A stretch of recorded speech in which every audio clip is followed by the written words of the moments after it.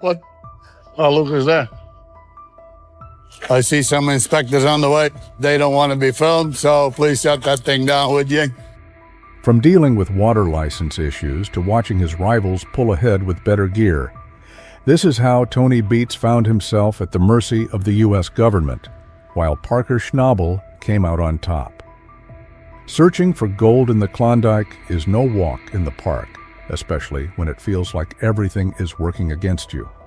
Just look at Tony Beets, who had to stand by as his once mighty gold mining empire started slipping through his fingers. Inspectors were threatening to shut down his operation at the Indian River claim, all because his equipment and wash plants were outdated. Just when he thought he was about to have the season of his life, everything started unraveling. Now, Tony's left wondering if he'll ever see that golden payday again. What made it worse? Watching Parker Schnabel, his younger, sharp competitor, possibly having the best season of his career. Could this really be the fall of the so-called king of the Klondike? As Tony navigated one problem after another, it became clear this season might end in disaster. Trouble started when inspectors suddenly showed up at the Indian River claim with plans to shut everything down. After they left, Tony admitted he'd missed something in the water license. Apparently, with a Class 3 license, he was only allowed to strip a very small area of land. That meant his massive mining plans had to be scaled way back. Tony had set out to mine about 15 acres, but now he wasn't even sure if they'd be able to mine one. It was a major blow, and the frustration was visible across his entire crew. Spirits dropped fast, and just when things couldn't get any worse, news hit that Parker, Tony's ambitious rival, was making impressive progress. With Parker's smart planning and newer methods, success seemed inevitable for his crew. It was a sharp contrast to Tony's old-school approach, and the results were starting to show. As if that wasn't enough, the Indian River claim started to flood. Suddenly, the crew had to put everything on hold to pump the water out. They were already behind, and now the delay threatened the whole operation. Tony knew it. Without the license, this season was going straight down the drain. To make things worse, they had to rewrite and resubmit a ton of paperwork just to try and keep things afloat. And on top of all that, Tony's biggest wash plant needed major repairs. It was just one thing after another, and each issue brought more stress and frustration. It's no surprise his entire team was feeling the weight of the setbacks. They were dealing with setback after setback. But at the end of the day, they knew they couldn't just sit around. It was time to get to work. Progress was slow, but eventually the wash plant roared back to life. For a brief moment, it felt like things were finally moving in the right direction. Unfortunately, that feeling didn't last long. Just as they were tackling yet another issue with their setup, they were hit with a major blow. The inspectors returned, delivering a harsh message. Without the proper water license, they had no choice but to shut things down again. That news crushed the team's already low morale. Despite all their effort, despite how hard they'd worked, it looked like they might never see the rewards of their labor. Faced with a tough decision, they figured their only real option was to return to Paradise Hill. That alone was a tough pill to swallow.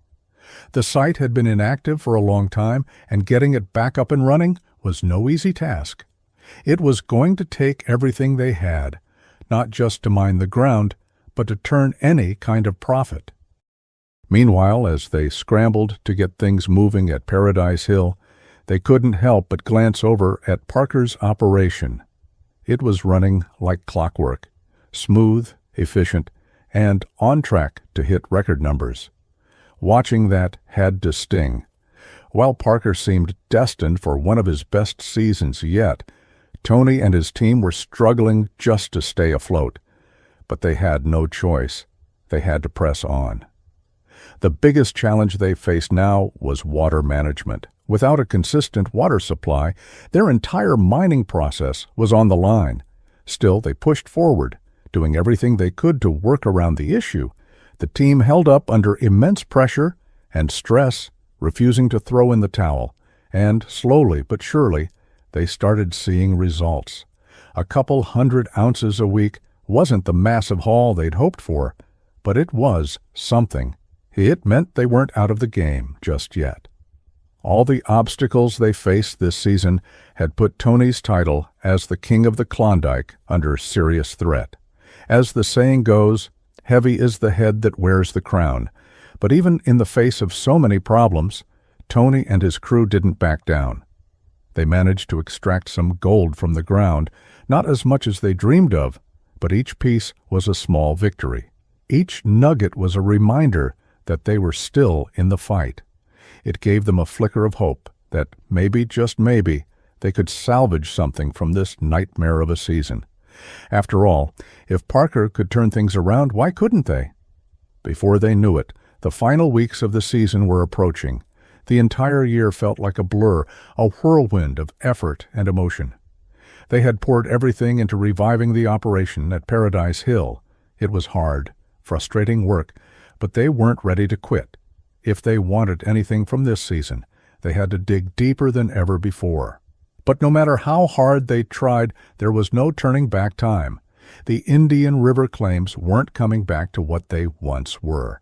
The challenges were simply too great, too overwhelming, and in the end, they fell short of the grand goals they'd set at the start of the season. Despite everything, Tony and his crew kept pushing forward, facing each challenge head-on. Sure, they'd had more successful seasons in the past, but everyone in this game knows you can't win every time. King of the Klondike or not, sometimes you just have to take the hits and keep moving. And for someone like Tony Beets, a man known for taking big risks, this season was another test. He had no choice but to figure out how to overcome the mountain of problems piling up on him and his team. The move to the Indian River claim hadn't solved anything. In fact, it only exposed more cracks in their plan. Tony made a decision. Everything had to be moved to Paradise Hill. All their equipment, all their iron, nothing was staying behind. They were going to give it their all, strip as much land as they could, and hope for the best. But hope doesn't always translate into results. The land was still flooded, and the old rusting wash plant they had to work with wasn't doing them any favors. They were losing money and burning through resources at a rate that couldn't be sustained. Then there was the water license issue, a massive setback. What was supposed to be a 15-acre mining plan got slashed down to just 1 acre. That kind of limitation crushed their chances from the start. While Tony and his team were stuck fighting the elements and outdated gear, Parker and his crew were sprinting toward what looked like a record-breaking season. With advanced equipment and razor-sharp planning, Parker had created a mining operation that every other crew, including Tony's, envied. The contrast couldn't have been more glaring. While Parker's machines ran like a dream, Tony's setup clanked along, outdated and unreliable. Progress was almost non-existent. The problems at Indian River seemed endless, and their backup plan at Paradise Hill was far from smooth. The equipment there had been left unused for so long that getting it back into working condition just added more delays.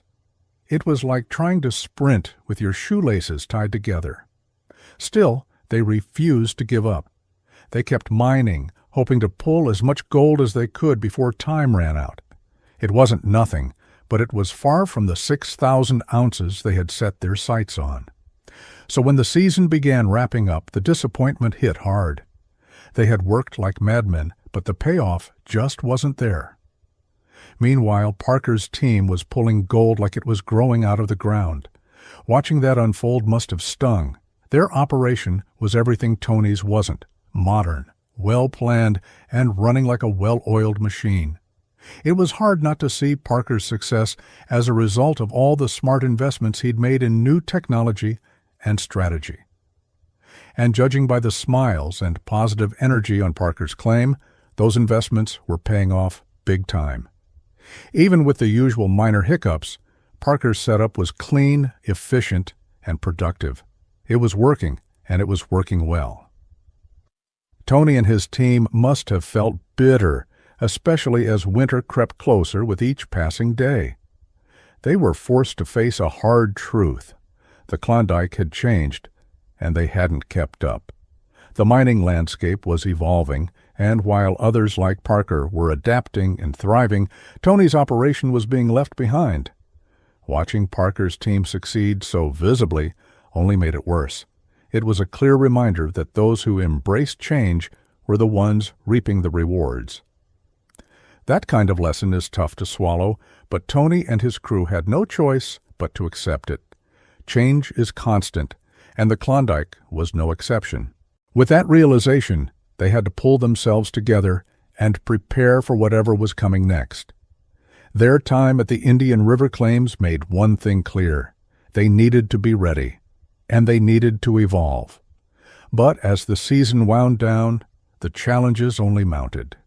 Winter was coming fast, and that meant trouble for their already struggling machines. Breakdowns, malfunctions, and an aging wash plant that just couldn't keep up. It was all coming to a head. The inability to get the spare parts they needed only made things worse. And then there was the morale, completely drained. The crew was exhausted, physically and mentally, and no one knew if they'd be able to push through. Despite all of that, they kept going. They had no choice but to focus on what they could salvage at Paradise Hill. It wasn't easy. It was still an uphill battle, but the crew came together determined to get the place up and running. But even then they were mostly coming up with temporary solutions. They worked hard, really hard, and they hoped it would all be worth it in the end. Tony admitted that the delays were partly his fault. They should have started earlier, had everything ready to go, but now they were scrambling to make up for lost time. And those quick fixes, they didn't solve the deeper issues, not even close. It was a tough sight to witness, a once dominant team now just barely holding things together. The difference in leadership between the two crews was night and day. Parker's team was streamlined and forward-thinking, while Tony's crew was held back by outdated methods and a lack of adaptability. But regardless of how things looked, both teams were still grinding, still fighting to meet their targets before the season came to a close. As winter closed in, both crews went into overdrive. They grabbed whatever gold they could, knowing that every ounce counted. They also began preparing for the next season. One team, Parker's, was working to become even more efficient. The other, Tony's, was focused on making sure they didn't repeat the same mistakes. You could feel the tension in the air. Both sides knew that the real battle would come next year. This season, Parker expanded his empire, while Tony was left licking his wounds. But that doesn't mean it's over. If Tony wants to keep his crown as the king of the Klondike, he's going to have to make some serious changes. He'll need to step up, innovate, and fight like never before. Because in the wild world of gold mining, nothing is guaranteed and everyone is chasing the same dream.